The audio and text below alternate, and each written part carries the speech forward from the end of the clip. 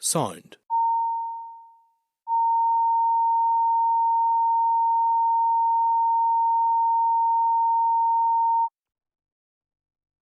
Senate Chamber. Signed.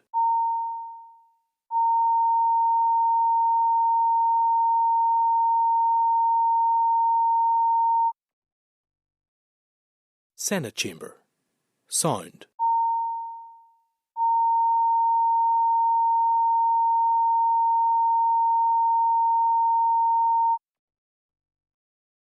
Senate Chamber.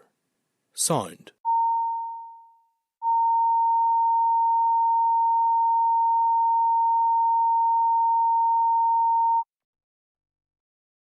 Senate Chamber.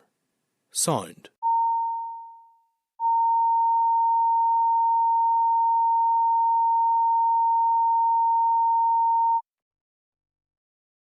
Senate Chamber. Signed.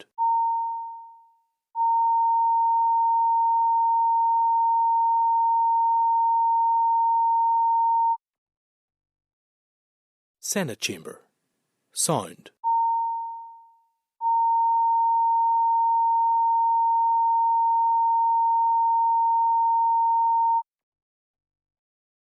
Senate Chamber.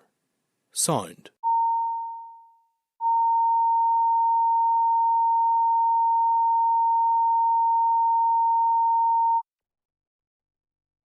Senate Chamber. Signed.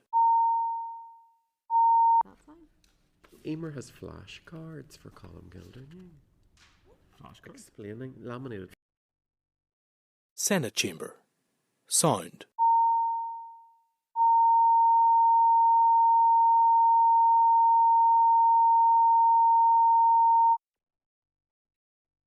Senate Chamber.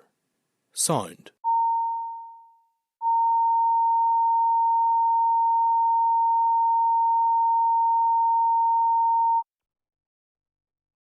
Senate Chamber.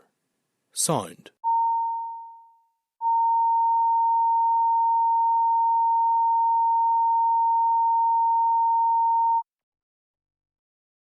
Senate Chamber. Signed.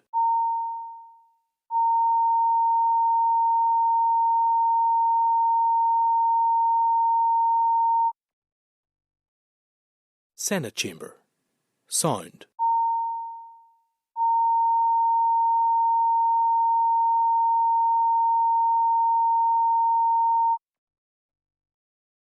Senate Chamber. Signed.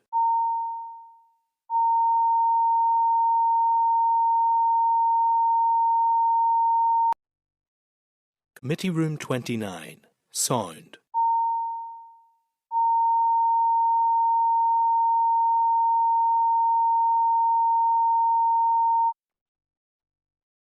Committee Room 29. Signed.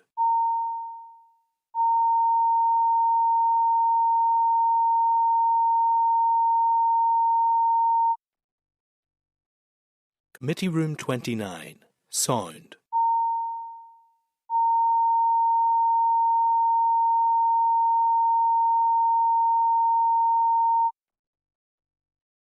Committee Room 29. Signed.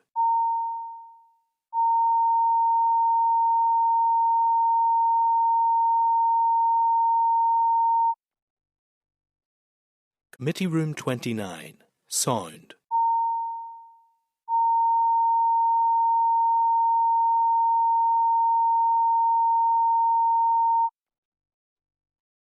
Committee Room 29. Signed.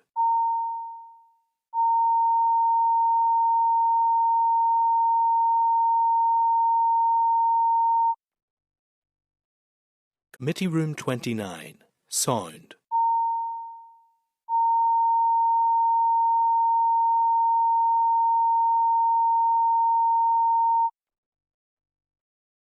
Committee Room 29. Signed.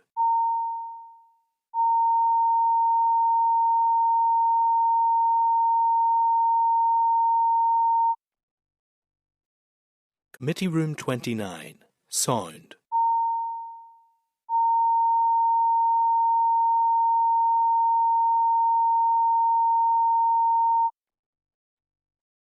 Committee Room 29.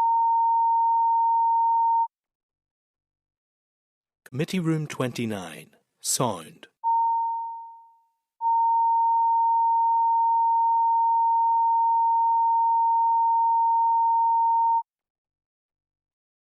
Committee Room 29, Sound.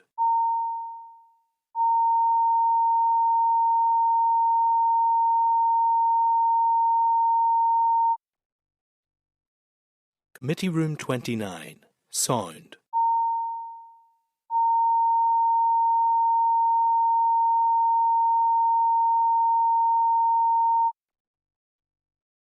Committee Room 29, Sound.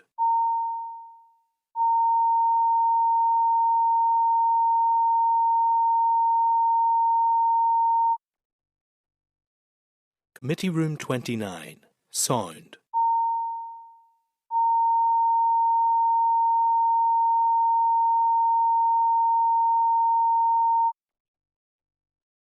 Committee Room 29, Sound.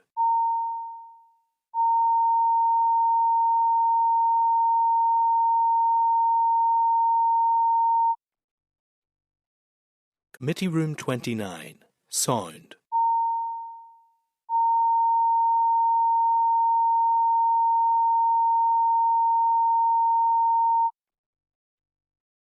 Committee Room 29. Okay, good afternoon members and welcome to this afternoon's sit-in of the Education Committee. We have another big agenda, lots of legislative material to get through, so again I'll just ask members to be mindful of timings as we get through the various items on the agenda. Cover housekeeping first. I would advise members that the committee meeting will be recorded and broadcast throughout Parliament buildings and online. I would advise those in the public gallery that they're welcome to use mobile devices as long as they're in airplane mode and that all devices are muted, and I would remind everyone it's not permitted to take photographs or record any part of the meeting. So that takes us to item 1, which is apologies. I have an apology from John, an apology for lateness from Cara. Are members aware of any other apologies? Nope.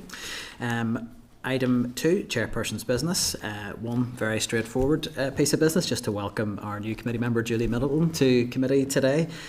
Great to have you here, and I hope you get through today's session all right. There's a big agenda, but we're glad to have you here and joining us today.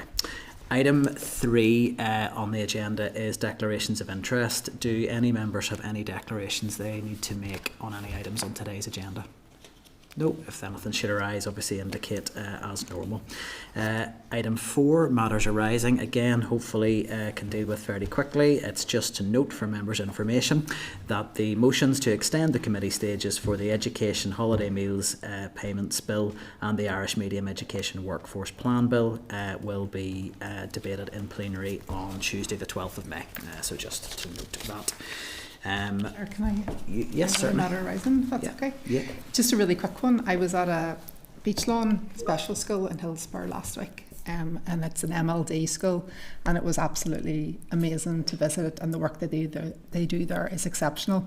One thing I was hoping we could perhaps do a follow up with the department on is, as an MLD site, they're under a lot of pressure, it would appear, to take SLD kids, and they're having to fight to retain that status as MLD. And I've done an assembly question before that said that there was no policy change in terms of that, but it seems the practice on the ground is very much that that's what's happening. So I think it would be helpful to get some clarity on that, and just again to state my support for what they're doing. I think the model that they have there works exceptionally well. I don't know why we wouldn't want to keep schools and models that are actually helping kids. No, thanks for raising that. Actually, I had last week or the week before last, I had the opportunity to meet with the special school principals from the Belfast area, and they had flagged similar issues around a real sense of not having a clear policy sense of how special schools were being structured and how placements were being managed, and whether there was space still for those specialisms of MLD, SLD, or if it was an exclusively SLD approach. And I think it is causing confusion for schools, but also it's putting pressure on settings who are maybe trying to do one thing but are having children placed who maybe have a different needs profile. And I think it's confusing for parents as well, that they don't understand what the offering is in the school side, David. So look, I would certainly be happy to agree that we get some correspondence away to both, I would say, Department and EA to seek clarity on what the policy position is around whether there are specialisms within special schools that are still being catered for, or if it is a more of a one-size-fits-all approach. Does that cover the the query, or is there anything particular? I just want to be precise on if that policy change has happened. I think the schools would like to know that. You say for parents, there's a conflict between what we're being told in written questions and what's happening on the ground, and I think that needs to be clear. Members content that we get correspondence away on that? Yeah. Great. Okay. That's item 4 dealt with then. Takes us to item 5, which is draft minutes. So I would refer members to the draft minutes of the Education Committee meeting of the 29th of April 2026, and that's at page 8 of your packs. So can I get members' agreement that the minutes are a complete and accurate record of proceedings? Is that agreed? Agreed. Agreed.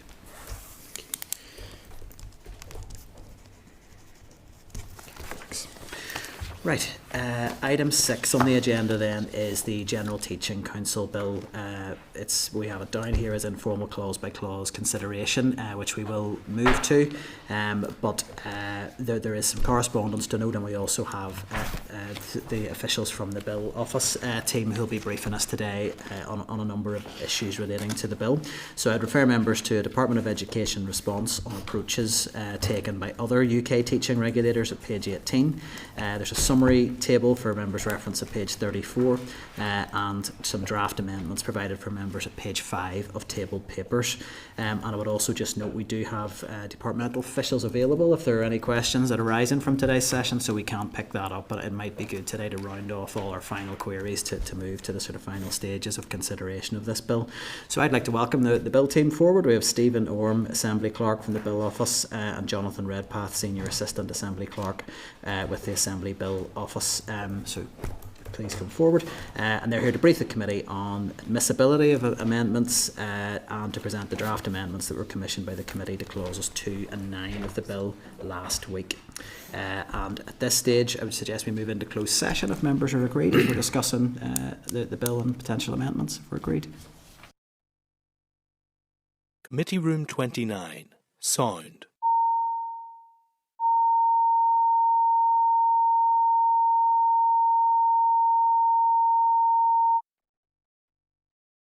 Committee Room 29.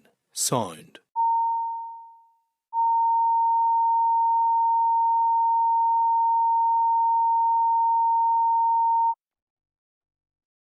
Committee Room 29. Sound.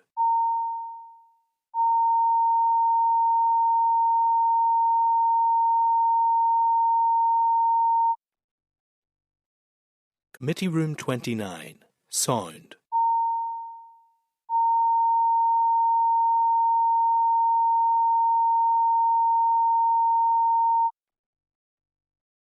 Committee Room 29. Sound. Committee Room 29. Sound.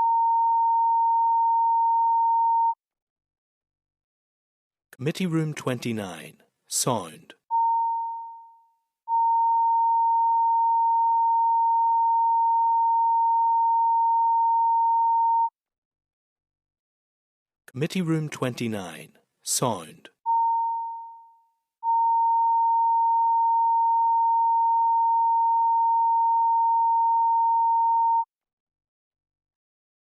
Committee Room 29. Sound.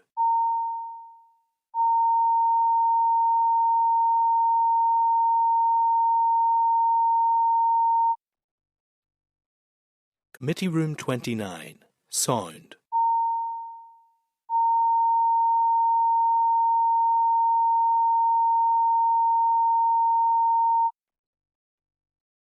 Committee Room 29. Sound.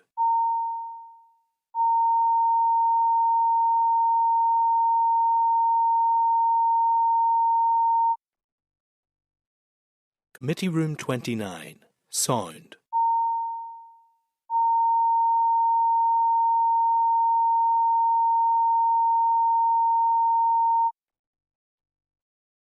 Committee Room 29.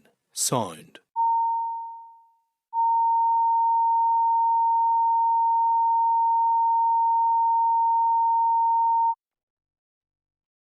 Committee Room 29. Sound.